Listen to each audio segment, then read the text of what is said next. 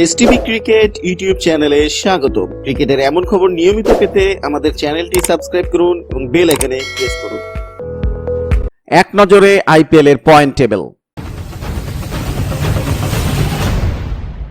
শনিবার দিল্লি ক্যাপিটালস বনাম কিংস 11 পাঞ্জাব ম্যাচের পর 2019 আইপিএল এর পয়েন্ট টেবিলে কোন দল কোথায় দাঁড়িয়ে চলুন এক নজরে জেনে নেই। চেন্নাই সুপার কিংস 9 ম্যাচে ধোনির চেন্নাই জিতেছে 7 ম্যাচে 14 পয়েন্ট নিয়ে সিএসকে এখন আইপিএল এর পয়েন্ট টেবিলের শীর্ষে। রবিবার বেঙ্গালুরুতে বিরাটের আরসিবির বিরুদ্ধে লিগের 10ম ম্যাচ খেলতে নামবে চেন্নাই।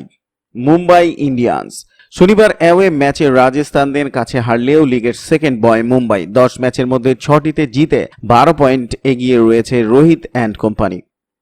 দিল্লি ক্যাপিটালস ঘরের মাঠ কোটলায় পাঞ্জাবের বিরুদ্ধে দুরন্ত জয় দিল্লির। শনিবার ম্যাচ জিতে 12 পয়েন্টে পৌঁছল দিল্লি। নেট রান রেটের বিচারে মুম্বাইয়ের থেকে পিছিয়ে 3 নম্বরে রয়েছে Shreyas and company. Kings 11 Punjab 10 ম্যাচের 5টিতে জিতে অশ্বিনদের ঝুলিতে এখন পয়েন্ট 10, আর এই 10 পয়েন্ট নিয়ে তারা রয়েছে চতুর্থ স্থানে।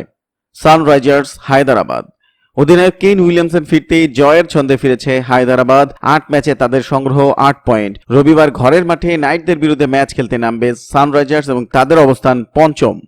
কেকেআর টানা 4 ম্যাচ হেরে পয়েন্ট তালিকায় অনেকটাই পিছিয়ে গিয়েছে নাইট ব্রিগেড। 9 ম্যাচে দিনেরদের সংগ্রহ এখন 8 পয়েন্ট এবং তাদের অবস্থান 6-এ।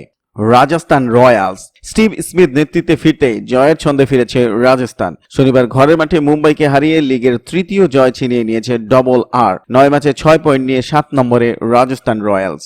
আরসিবি কোহলির 100 রানে ভর করে নাইটদের ডেরায় নাইটদের হারিয়ে জয় ফিরেছে আরসিবি। 9 ম্যাচে তাদের ঝুলিতে এখন 4 পয়েন্ট এবং তাদের অবস্থান রয়েছে 8-এ।